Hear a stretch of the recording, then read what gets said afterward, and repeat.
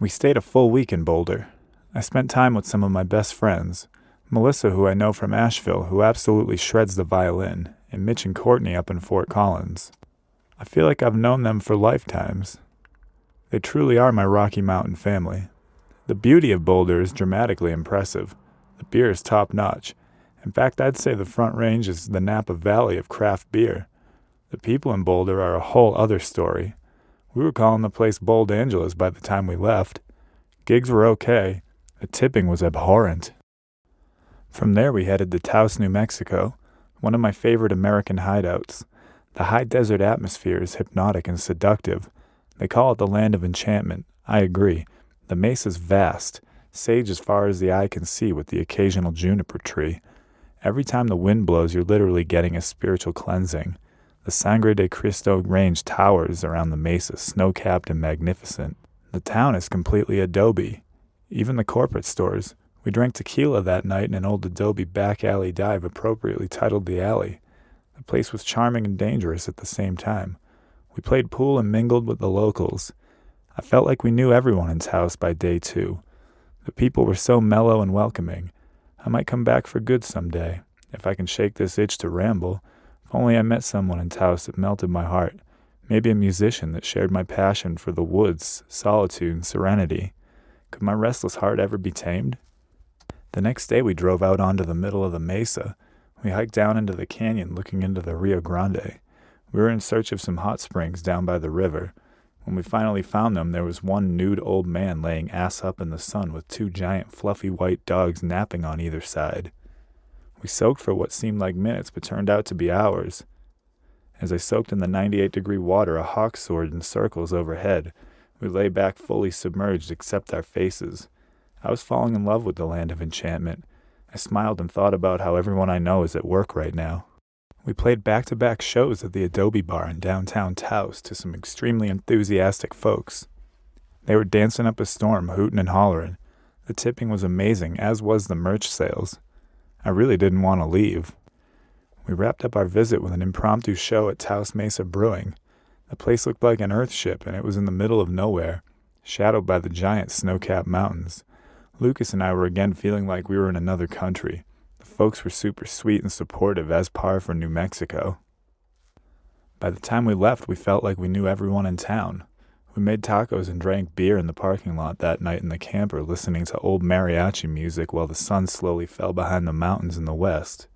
The warm desert wind gently blew dust and dead sage across the purple and golden mesa.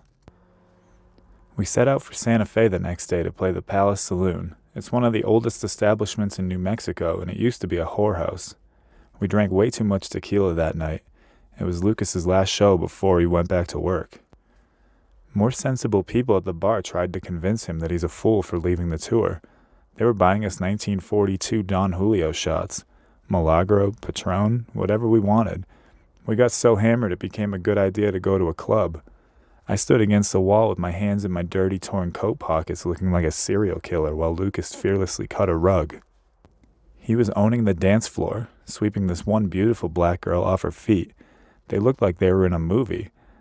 I know he didn't want to leave. The wild man in him was acting out one last time before he went back to his 9-to-5 cage. We camped on a busy street in Santa Fe that night, woke up hungover and exhausted, and I drove him to his flight in Albuquerque. It was the end of a chapter on this tour. The stage won't be the same without him. We were really getting into a rhythm. People were becoming immediate fans and falling in love with our banter and our story. I figure he'll walk into work Monday morning, sit down for 5 minutes, and immediately walk out, book a flight to where I'm at. It's what I'd do anyways. A year ago to the date, I dropped my girlfriend at the time off in the same fashion. I sent her back to Asheville from Phoenix Airport so she could get back to work while I stayed out on tour. When I got back to Asheville, our relationship had seemingly expired.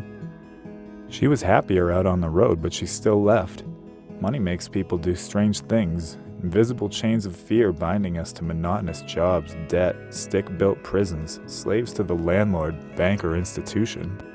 We waste our lives and time doing things we don't want to do so we can pay for shit we'll never own. It's a sham. The system is rigged. Fuck money. I'm wrapping this one up as I sit in a campground on top of a mountain looking down at Santa Fe. An old retired man's radio is playing faintly some old country song while he sips coffee with his dog at his feet in the campsite next to mine. The wind is blowing lightly through the ponderosa pines and the birds are chirping in the late morning sun. Stay tuned next week for my first solo episode as I dig into the Arizona desert for a cluster of very exciting performances and beautiful hiking. Stay wild and free, y'all. Lucas goes back to work Saturday. Lucas goes on the road to Alaska Saturday.